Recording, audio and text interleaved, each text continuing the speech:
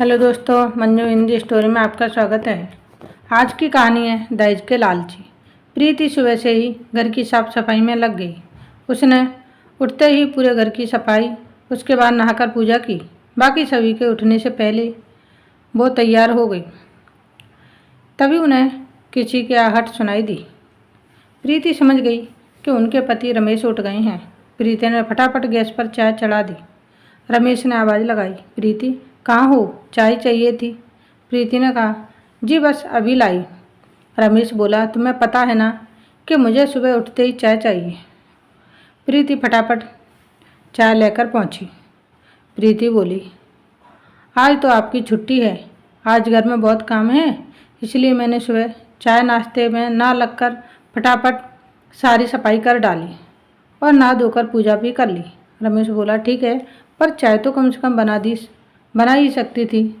चलो अब बताओ, मार्केट से क्या लाना है। प्रीति ने कहा, जी अभी माँ जी से पूछ कर आती हूँ कि नाश्ते में क्या रखना है और खाने में क्या रहेगा। प्रीति फटाफट चाय लेकर सुधाजी के कमरे में पहुँच गई। जाते ही उनके पैर छुए और कहा, माँ जी मेहमानों को नाश्ते में और खाने में क्या देना है।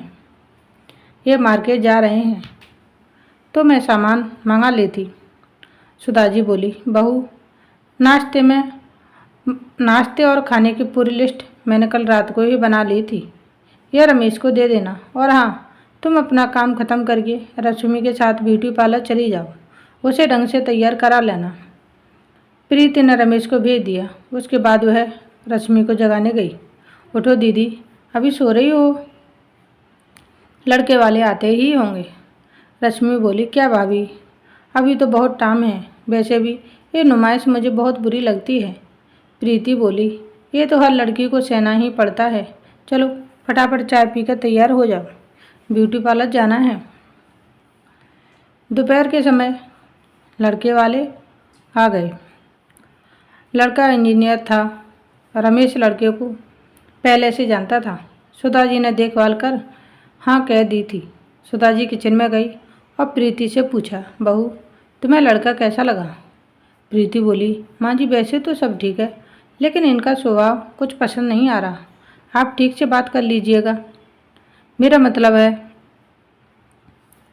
दहेज वगैरह की क्या डिमांड है। सुधाजी बोली, बात तो रमेश ने पहले ही कर रखी है, वो कह रहे हैं कि कुछ नहीं चाहिए, जो बस अपनी लड़की को दे देना। प्रीति बोली, चलिए माँ जी वहीं देखते हैं क्या बात हो रही है। लड़के के पिताजी बोले, जी आपकी लड़की हमें पसंद है, आप बताइए। रमेश ने कहा, हमें भी आपका लड़का पसंद है, हम शादी का मुहूर्त निकाल कर आपको खबर कर देंगे।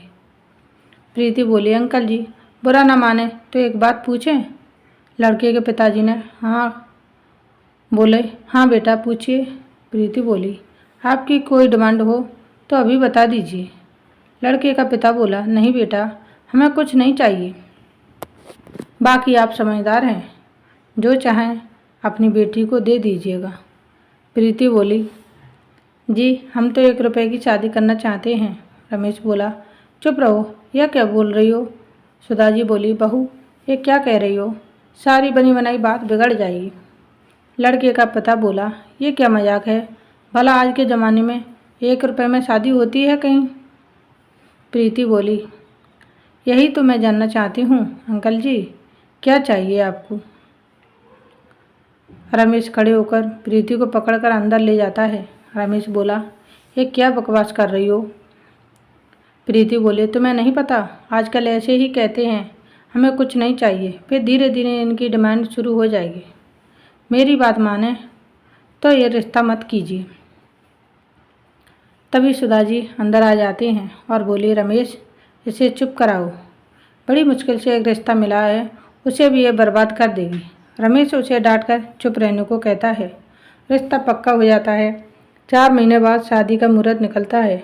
एक दिन रमेश सुबह काम पर जाने के लिए तैयार हो रहा था। तभी लड़के के पिता का फोन आ जाता है। लड़के का पिता बोला, बेटा हम ये जानना चाह रहे हैं कि आप लोगों का क्या बजट है शादी का।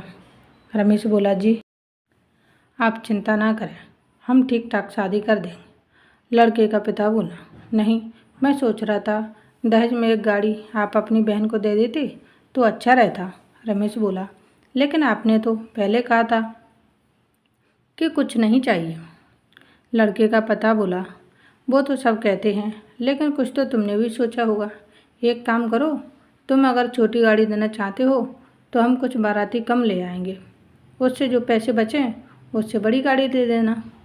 उनसे बात करने के बाद रमेश सारी बात अपनी माँ को बताता है। सुधा जी बोली, शायद उस दिन प्रीति सही कह रही थी।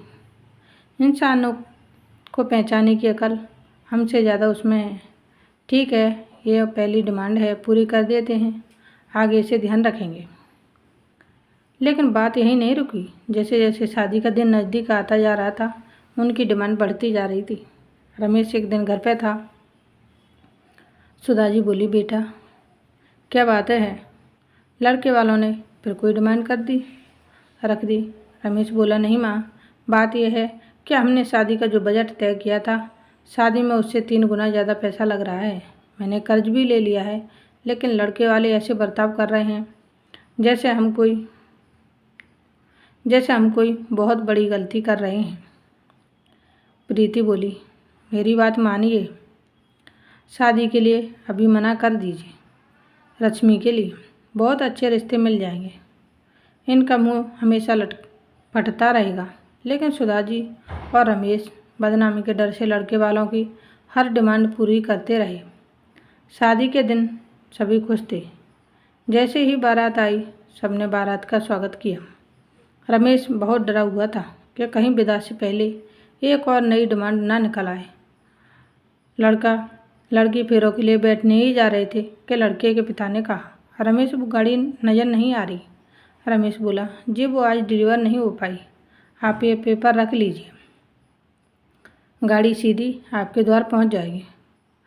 लड़के का पिता बोला, ये शादी रोक दो, इस शादी में सबसे बड़ी आइटम ही गायब है।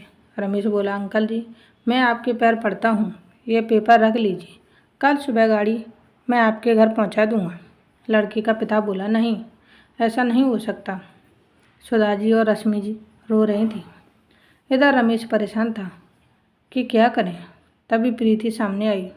प्रीति बोली, अंकल जी गाड़ी आ गई, वो देखिए। तभी सामने पुलिस की गाड़ी आकर रुकी। उसे देखकर लड़के के पिता डर गए और बोले, कोई बात नहीं, घर की बात है, गाड़ी कल भेज देना। प्रीति बोली, नहीं अब ये शादी नहीं होगी। रमेश बोला, प्रीति तुम सही कह रही हो, ये लालची लोग कल मेरी बहन को मार देते। पुलिस ने दहेज के इल्ज़ाम में बाप बेटे को अरेस्ट कर लिया।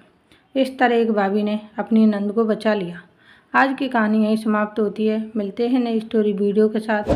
Thanks for watching. Please like share and subscribe. धन्यवाद दोस्तों, बाय बाय।